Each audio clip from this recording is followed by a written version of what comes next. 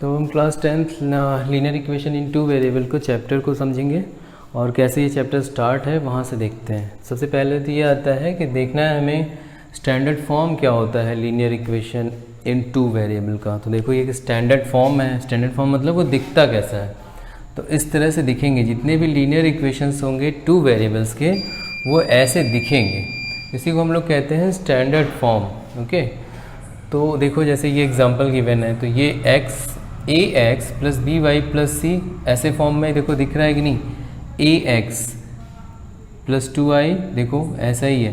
कैसे कंपेयर करें, यहाँ a है तो यहाँ का a कितना है, कंपेयर करेंगे हम। x के बगल में जो नंबर होगा उसे a कहेंगे, y के बगल में जो होगा कोफिशिएंट बोलते हैं उसे b कहेंगे, और जो अकेला एक नंबर होगा उसे हम लोग c बोलेंगे। तो यहाँ से कंपेयर करो, देखो हमने कंपेयर करके लिख दिया है कि इसमें a1, क्योंकि यहाँ 3 इक्वेशन है ना, तो फर्स्ट वाले के x के कोफिशिएंट को हम लोग a1 बोलेंगे, सेकेंड वाले के x के कोफिशिएंट को a2 बोलेंगे, क्योंकि हमें पहले से यहाँ पे पता है कि x का कोफिशिएंट a कहलाएगा, y का कोफिशिएंट b कहलाएगा।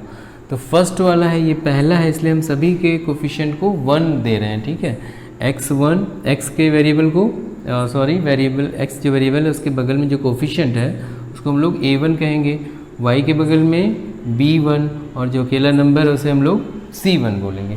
अगर सेकेंड वाला ले रहे हैं तो फिर a2, क्योंकि ये सेकेंड है ना, दूसरा इक्वेशन है तो इसे 2 बोलेंगे, इसे 2 बोलेंगे, a2 b2 और ये c2। उसी तरह थर्ड देखो a3 है, क्योंकि थर्ड है तो इसको बस नाम दिया जा रहा है, ये थर्ड है तो a3 कितना है देखो 4 है, b3 6 है। अब देखो c तो स्टैंडर्ड फॉर्म में है नहीं। स्टैंडर्ड फॉर्म का मतलब है कि तुम सारे ही नंबर्स को, हर नंबर को इक्वल के इधर ले आओ, उधर सिर्फ 0 रह जाए। तो इसको स्टैंडर्ड फॉर्म में जब तुम करोगे तो प्लस 18 इधर आकर माइनस 18 हो जाएगा और ये यहाँ पे 0 बचेगा, तब ये स्टैंडर्ड फॉर्म में आ चुका है। अब हम इसे a b और c आइडेंटिफाई करेंगे यहाँ पे। ठीक है, तो a1 a2 और a3 कहने का मतलब है फर्स्ट वाले के कोफिशिएंट, सेकेंड वाले के कोफिशिएंट और ये थर्ड वाले के कोफिशिएंट। कोफिशिएंट मीन्स x के बगल में जो नंबर मल्टीप्लाइड है, बताओ यहाँ x के बगल में कुछ नहीं है तो 1 कह सकते हैं, 1 मल्टीप्लाइड है। और y के बगल में कौन मल्टीप्लाई है, 2। एक अकेला नंबर जो है वो देखो -4, क्योंकि स्टैंडर्ड तो प्लस होता है ना, तो यहाँ पे जो c है वो कौन है, -4 है। सिमिलरली यहाँ पर c को c2 कहेंगे इसे तो -12 है, इसको a2 कहेंगे। ये सारी चीज़ें यहाँ पर कंपेयर करके हमें लिख लेना है। तो हम देख रहे हैं सभी स्टैंडर्ड फॉर्म में हैं, जितने भी इक्वेशन दिखेंगे इसी फॉर्म में दिखेंगे, इसलिए हम इसे बोलते हैं standard form of the linear equation in two variable. क्या है वो, ax plus B Y plus C equals to 0। चलो अब नेक्स्ट समझते हैं हम लोग सॉल्यूशन क्या होता है, इक्वेशन का सॉल्यूशन क्या होता है, इसको समझते हैं। Just a minute.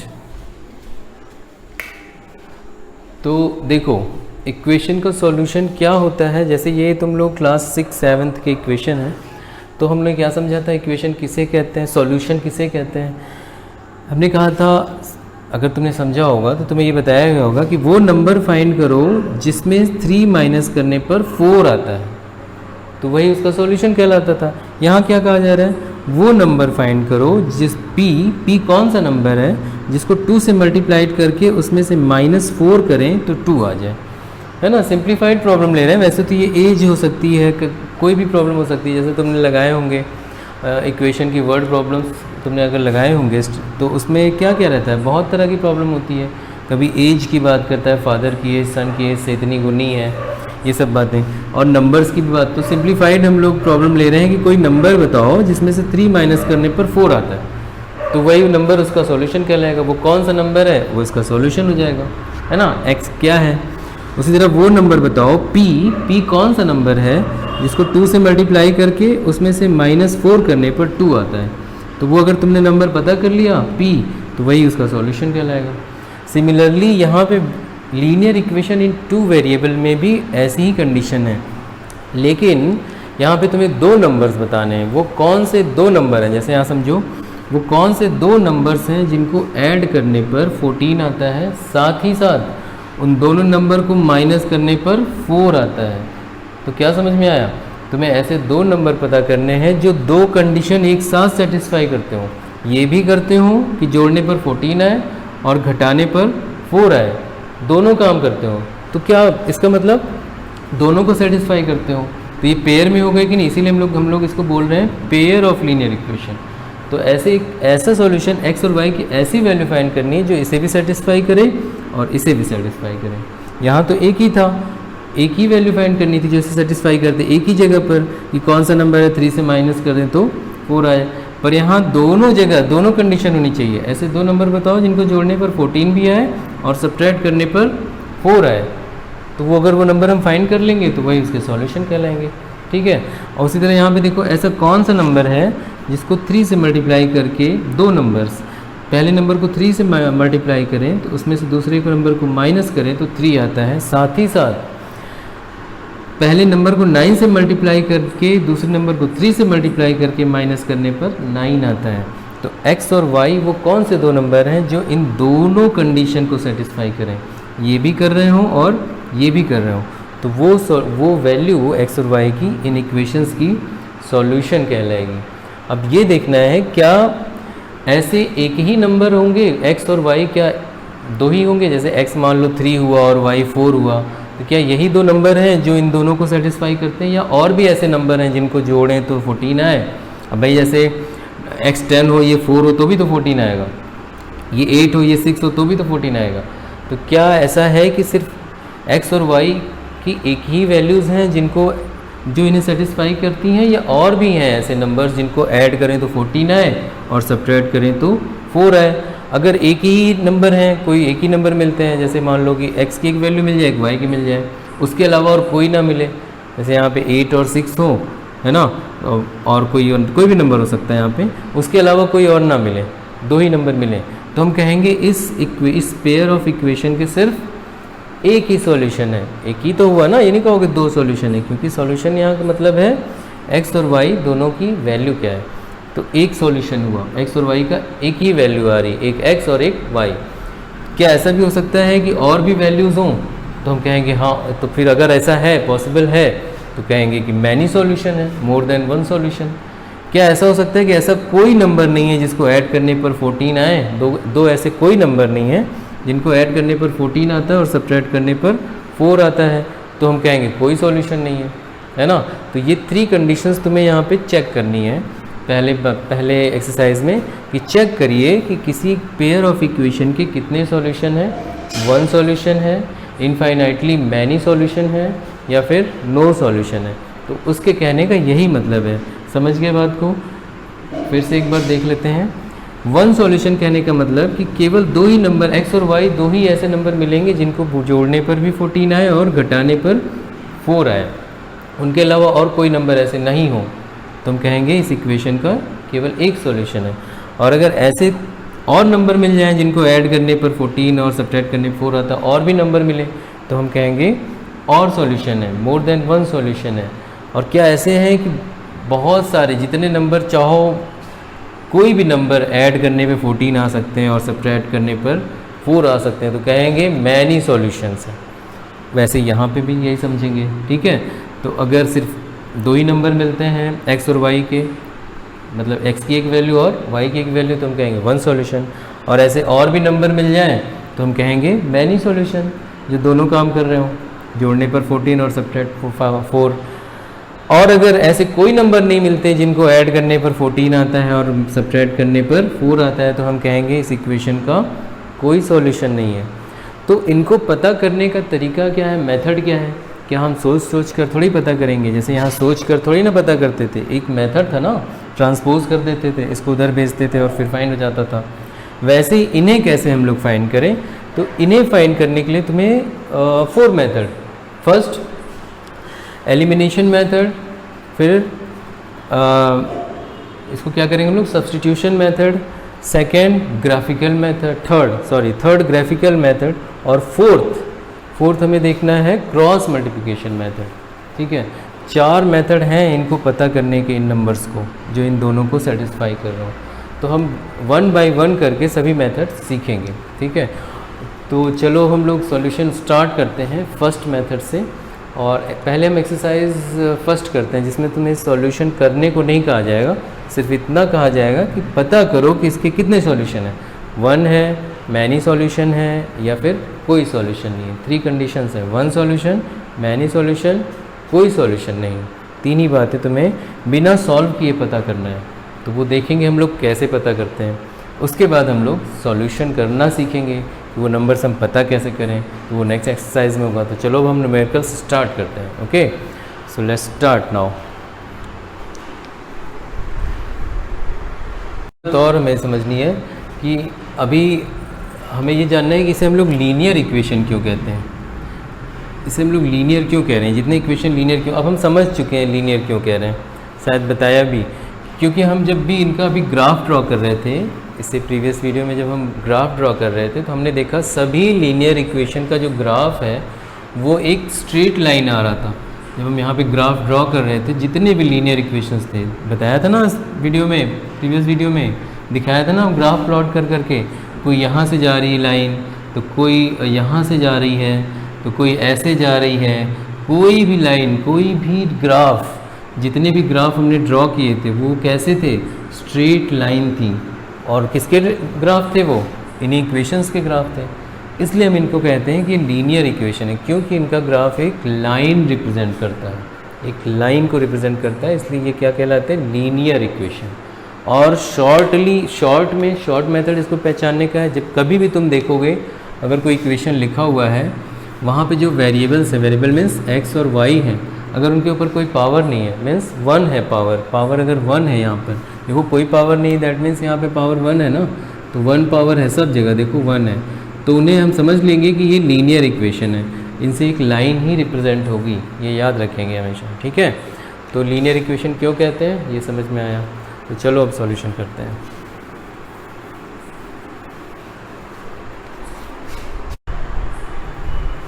तो अब हम देखेंगे, क्योंकि हम स्टेप वाइज चलेंगे, हमने अभी पीछे पढ़ा कि हमें देखना है कि कितने सॉल्यूशन हो सकते हैं, और इसलिए हम एक्सरसाइज पहले सॉल्व करेंगे, 3.2 सॉल्व करेंगे, जिसमें ये पूछा जा रहा है कि बताओ इक्वेशंस गिवन है उनके कितने सॉल्यूशन हैं। तो उसके बाद हम लोग एक्सरसाइज 3.1 में, क्योंकि इक्वेशन फॉर्म करना है सर, तो हम लोग उसके बाद करेंगे। सबसे पहले हम देखेंगे सॉल्यूशन कितने होते हैं, फिर उसको सॉल्व करना सीखें, उसके बाद हम इक्वेशन को फॉर्म करना सीखेंगे, ठीक है। तो पहले 3.2 करेंगे।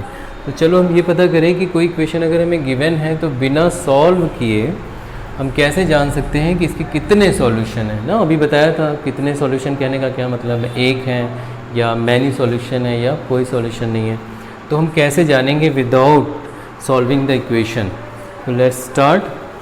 तो देखो हम लोग फर्स्ट, अगर एक सॉल्यूशन है तो उसकी कंडीशन ये है कि आप चेक करो a1 upon a2 and check करो a1 upon a2 is not equal to b1 upon b2। अगर ऐसा मिल जाता है तो हमें कंफर्म हो जाएगा कि इस पेयर ऑफ इक्वेशन के सिर्फ एक ही सॉल्यूशन है, दैट मीन्स x और y की केवल एक ही वैल्यू, मीन्स एक x की वैल्यू और एक y की, ऐसे 2 ही नंबर मिल रहे हैं जिनको ऐसा करने पर 0 आएगा और ऐसा करने पर 20 को उधर भेज दो तो 20 आएगा, है ना। तो अगर ऐसे ये कंडीशन सेटिस्फाई होती है तो चेक, अब तुम्हें बताया गया था कि अभी a क्या है, b क्या है।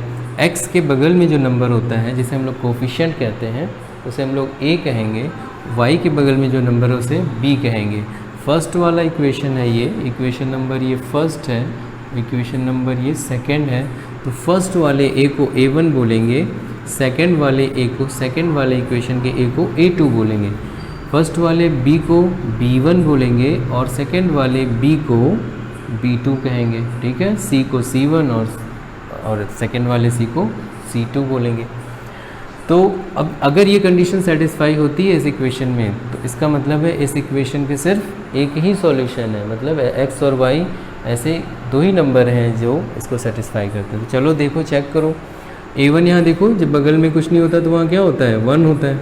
तो a1 means 1 upon a2, a2 means second equation का x का कोफिशिएंट 2। तो a1 अपॉन a2 यहाँ हम करेंगे ऐसे, a1 अपॉन a2 हमने पहले चेक किया, ये आया। अब b1 अपॉन b2 चेक कर लेते हैं, b1 अपॉन b2। तो देखो b1 मीन्स फर्स्ट इक्वेशन का वन इक्वेशन का y का कोफिशिएंट देखो -2 है, यहाँ पे हम लोग -2 रखेंगे अपॉन B2 सेकेंड इक्वेशन का y का कोफिशिएंट, y के बगल वाला नंबर क्या है 4 है। तो अगर हम इसको कैंसिल कर दें तो 2 1 ज़ा 2 2 ज़ा तो कितना आ गया ये B1 अपॉन B2 आ गया -1, यहाँ है ना -1 अपॉन 2। तो तुम्हें दिख रहा है A1 upon A2 plus 1 upon 2 आया है और B1 अपॉन B2 क्या आया है -1 अपॉन 2। दिख रहा होगा A1 अपॉन A2 क्या है +1/2 और B1 upon B2 -1/2। They are equal? No, they are not equal. तो अगर इक्वल नहीं है जैसे यहाँ बताया गया कितने सॉल्यूशन हुए 1 सॉल्यूशन। तो if A1 upon A2 is not equal to B1 upon B2 then there is only 1 solution. ठीक है, तो हम क्या कहेंगे 1 सॉल्यूशन यहीं पे करते हैं, इसी के बारे में है। तो हम कहेंगे हैंस इसमें कितने सॉल्यूशन होंगे 1 सॉल्यूशन, ओनली 1 सॉल्यूशन का ये मतलब मत समझना कि सिर्फ x की वैल्यू आएगी y की नहीं आएगी। मीन्स x का भी एक ही नंबर मिलेगा ऐसा और y भी एक ही ऐसा नंबर होगा और नहीं मिलेंगे जिन दोनों को सेटिस्फाई करें। तो देयर इज़ 1 सॉल्यूशन। अब अगर 1 सॉल्यूशन है तो ग्राफ कैसा बनेगा इन दोनों का ये भी बताया जाएगा, यहाँ बताया गया है। तो हम ग्राफ ड्रॉ करना जानते हैं, तो पहले ही बता दिया जा रहा है कि विदाउट ड्रॉ किए तुम समझ जाओ, यही कंडीशन लगा दो और अगर कंडीशन सेटिस्फाई हो रही तो विदाउट ग्राफ ड्रॉ किए तुम कह सकते हो कि ग्राफ कैसा होगा, ऐसा होगा। देखो ये y एक्सिस अगर हम बताएं इसे और इसे x एक्सिस बताएं तो दोनों जो ग्राफ बनेंगे इससे जो ग्राफ बनाओगे वो मान लो कैसा भी जा रहा हो, अगर मान लो कि ऐसा ग्राफ गया हुआ है इस तरह का, ये मान लो ये इसका ग्राफ है और फिर इसका ग्राफ मान लो ऐसा कुछ गया हो, तो ये हमेशा क्या होंगे कहीं ना कहीं इंटरसेक्ट कर रहे होंगे, क्रॉस कर रहे होंगे एक दूसरे को, कहीं भी क्रॉस कर रहे होंगे। 1 सॉल्यूशन की यही मीनिंग होती है ग्राफ में 1 सॉल्यूशन की मीनिंग है तो किसी एक पॉइंट पर इंटरसेक्ट करेंगे, मीट करेंगे। ठीक है, तो ये एल्जेब्रिक मेथड हो गया कि आप बताइए कितने सॉल्यूशन है, इससे पता करिए। और ये ग्राफिकल मेथड है, अगर ग्राफ देखकर आपको बताना हो कि कितने सॉल्यूशन है तो जहाँ आप देखेंगे लाइन क्रॉस कर रही है एक जगह पर तो हम कहेंगे 1 सॉल्यूशन है। ठीक है, ये ग्राफ में बोल देंगे। ये कैसे होगा तुम देख सकते हो, इसका ग्राफ ड्रॉ करो, इसका ग्राफ ड्रॉ करो, दोनों कहीं ना कहीं ज़रूर इंटरसेक्ट करेंगे। इसी से हम कह सकते हैं कि 1 सॉल्यूशन मीन्स 1 किसी एक पॉइंट पर दोनों इंटरसेक्ट करेंगी। ठीक है, तो इसे हम क्या कहेंगे इंटरसेक्टिंग लाइंस मिलेंगी, दोनों इंटरसेक्टिंग लाइंस हैं। ठीक, सेकेंड अब यहाँ चलते हैं, इसमें देखते हैं 1 सॉल्यूशन की बात हो गई। अब ये देखते हैं हम लोग क्या है नेक्स्ट, हाँ मैनी सॉल्यूशन कब होंगे। तो मैनी सॉल्यूशन की कंडीशन है if A1 upon A2 B1 upon B2 and not C1 सब एक सेम हो जाए मैनी सॉल्यूशन के लिए। If A1 upon A2 is equals to B1 upon B2 is equals to C1 upon C2, अगर ऐसा मिले मीन्स बताइए A1 A2 ये सब क्या है, x के कोफिशिएंट है, B1 B2 y के कोफिशिएंट है, C1 C2 अकेला एक नंबर है। इनको चेक करो, अगर सेम आते हैं तो इसका मतलब कि क्या है मैनी सॉल्यूशन है इसमें। ठीक है, तो चलो चेक करते हैं। तो A1 देखो ये है ना A1 मीन्स पहले इक्वेशन का x का कोफिशिएंट, तो A1 मीन्स हो गया, अलग अलग कर लेते हैं। A1 अपॉन A2 चेक करो कितना आ रहा है, देखो 2/4 कैंसिल कर दोगे तो ये क्या बन जाएगा 1/2। अब B1 अपॉन B2 चेक करो, B1 अपॉन B2, तो B1 मीन्स y के बगल में 3, B2 मीन्स सेकेंड इक्वेशन के y के बगल में 6, इसको भी कैंसिल करो इक्वल 1/2 आया। C1 अपॉन C2 चेक करो, C1 upon C2 that means number पहले का नंबर -9 अपॉन दूसरे का नंबर -18, नेगेटिव नेगेटिव कैंसिल और 9 1 ज़ा 2 ज़ा 1/2। तो दिख रहा है A1 अपॉन A2 1/2, ये भी 1/2 और ये भी 1/2। दैट मीन्स ये कंडीशन सेटिस्फाई हो रही है। तो अगर ऐसा सेटिस्फाई हो रहा है तो इसका मतलब इसके कितने सॉल्यूशन हैं, इनफाइनाइटली मैनी सॉल्यूशन। तो इसको हम कह देंगे यहाँ कितने सॉल्यूशन हैं, that means many solution. Many, अब ये अगर मैनी सॉल्यूशंस है तो इनका ग्राफ, दोनों बातें बतानी है। पहले चेक करो कितने सॉल्यूशन है, फिर ग्राफ कैसा होगा। जैसे यहाँ एक सॉल्यूशन है तो ग्राफ कैसा हुआ, इंटरसेक्टिंग लाइन्स है, दोनों इंटरसेक्ट करेंगी।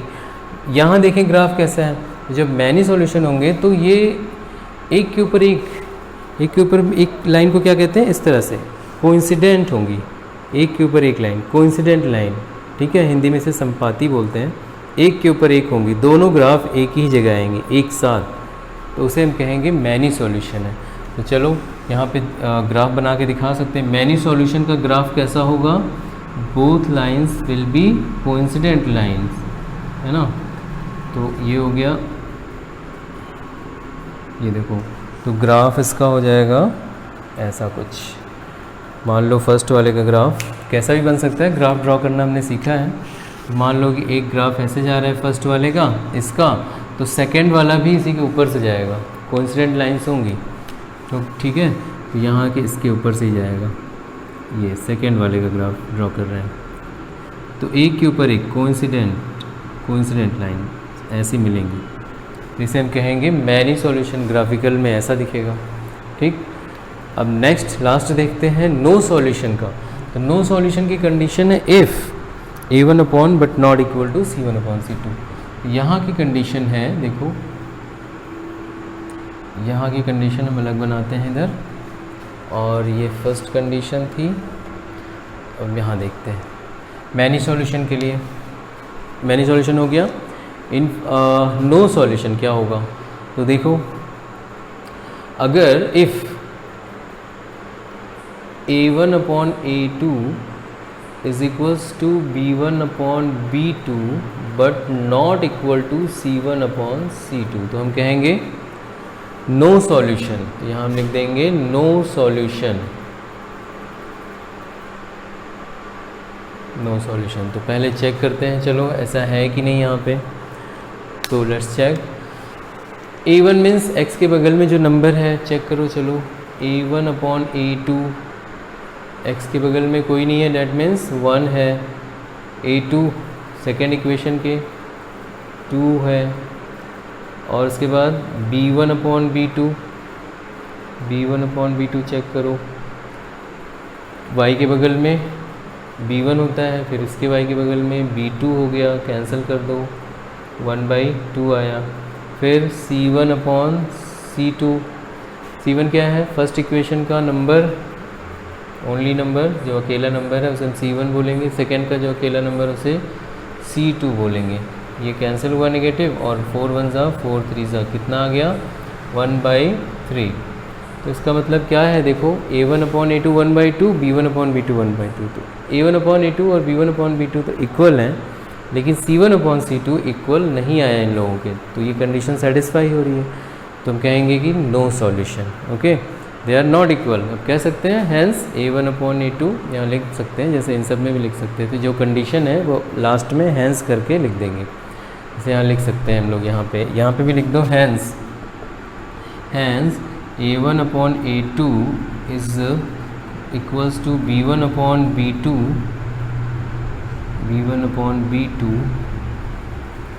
And equal to C1 upon C2।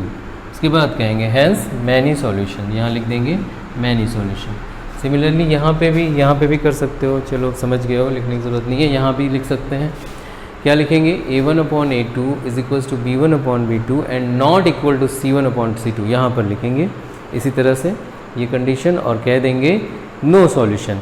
No solution का ग्राफ कैसा होगा, हर जगह हमें ये देखना है। तो यहाँ हम एक ड्रॉ कर देते हैं नो सॉल्यूशन का ग्राफ। तो देखो नो सॉल्यूशन का ग्राफ ऐसा आएगा, एक्स एक्सिस वाई एक्सिस। तो क्या होगा, अगर एक लाइन कहीं से भी जा रही हो, मान लो एक लाइन ऐसी जा रही हो, इसका ग्राफ ऐसा गया है, तो सेकेंड वाले का ग्राफ इसके पैरेलल जाएगा, तो हम कहेंगे नो सॉल्यूशन। ठीक है, जब भी नो सॉल्यूशन की कंडीशन आएगी तो उसका ग्राफ कैसा होगा, लाइंस पैरेलल होंगी। तो अब तुम्हें समझ में आ रहा होगा, सॉल्यूशन मीन्स लाइंस मिलनी चाहिए। अगर एक ही जगह मिल रही है तो वन सॉल्यूशन, अगर इस तरह से कोइंसिडेंट है तो हर जगह मिल रही है, हर जगह मिल रही है, तो जितनी बड़ी लाइन होगी उतने सॉल्यूशन, और लाइन की तो कोई लेंथ होती नहीं है। इनफाइनाइट लेंथ होती है तो इनफाइनाइट जगह मीट करेगी तो सॉल्यूशन भी इनफाइनाइट कहलाएंगे। अगर कहीं मीट नहीं कर रही इसका मतलब नो सॉल्यूशन। तो ये हो गया हमारा फर्स्ट एक्सरसाइज 3.2। एक्सरसाइज 3.2 का होल कॉन्सेप्ट। थोड़ा सा इसमें इन्हीं 3 कंडीशंस को एक दूसरा नाम दे रहा है, उन्हें हम देखते हैं दूसरा नाम क्या दे सकते हैं। डैट मीन्स यहाँ इंटरसेक्टिंग लाइंस को और क्या बोला जा सकता है, दूसरा नाम क्या कहते हैं।